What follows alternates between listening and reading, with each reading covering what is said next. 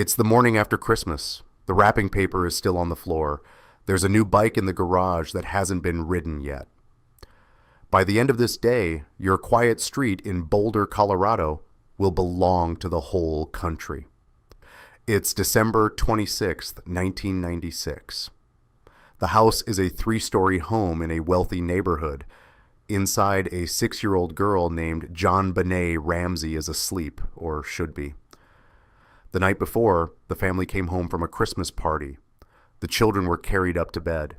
An ordinary holiday, the kind you forget by New Year's. You would never remember this morning, except for one thing. At 5:52 a.m., a 911 call goes out from the house. The mother, Patsy Ramsey, is on the line. Her daughter is gone. And there's a note. Think about that for a second. Not a broken window first, not a scream in the night. A note. Found on the back stairs leading down to the kitchen. 2.5 pages of it handwritten. It demands $118,000 for the safe return of the child. That number matters. Hold on to it. Police arrive. Friends arrive. The house fills with people before anyone understands what kind of morning this is. And here is the first thing that goes wrong.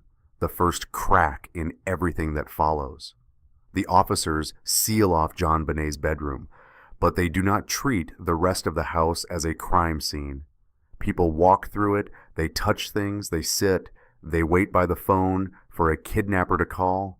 The kidnapper never calls. Hours pass. The deadline in the note comes and goes. And around 1 o'clock that afternoon, a detective asks John Ramsey, the father, to walk through the house with a family friend. To look.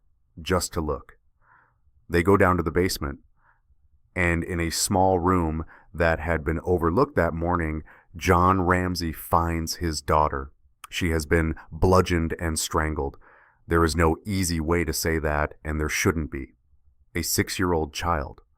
Her father carries her body upstairs, holding her, and in doing so, without knowing it, he moves and disturbs whatever evidence might have been near her. So now you have a house full of people. A body that has been moved, a crime scene that was never sealed, and a note that doesn't make sense. Let's talk about the note, because this is where it gets strange. Investigators determined the ransom note was written on a notepad from inside the house. The kidnapper supposedly didn't bring their own paper. They wrote a 2.5-page letter by hand at the scene, while a child lay dead in the basement. Who does that? Who breaks into a home, commits something this terrible, and then sits down to draft pages of careful instructions? And then there's the number. $118,000. An oddly specific figure. Not a round number, not $1 million. A precise, peculiar amount. Here is the detail that once you know it, you can never unknow.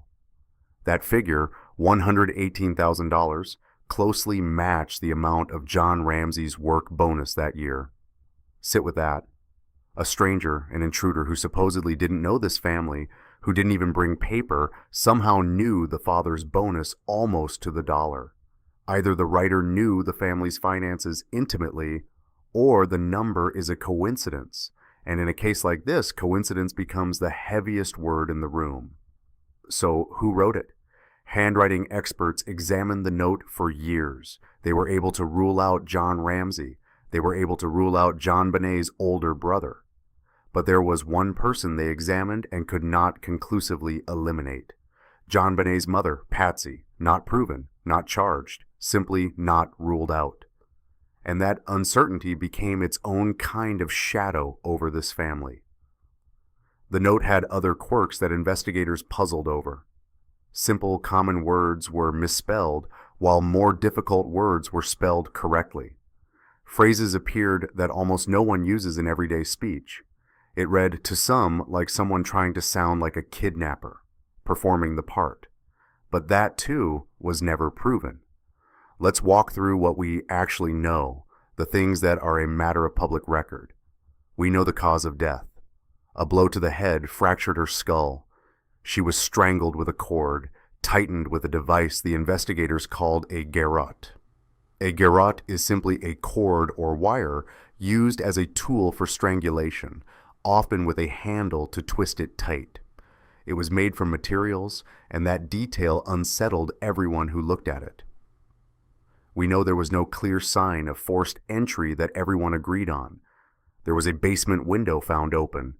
One investigator believed an intruder could have climbed in through it and used a suitcase to climb back out.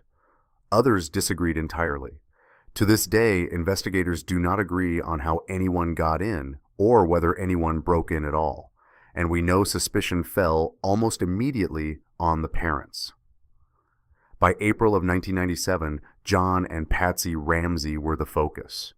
For years, they lived under what the district attorney called an umbrella of suspicion. Imagine that. Your daughter is gone, and the country has decided you did it, and there is nothing you can do to prove a thing you can't prove. In 1998, a grand jury was convened.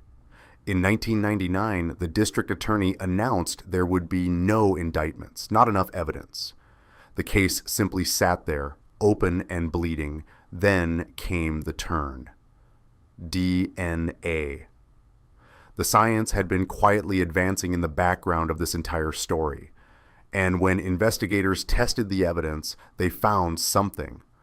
On JonBenét's clothing was DNA from an unknown male.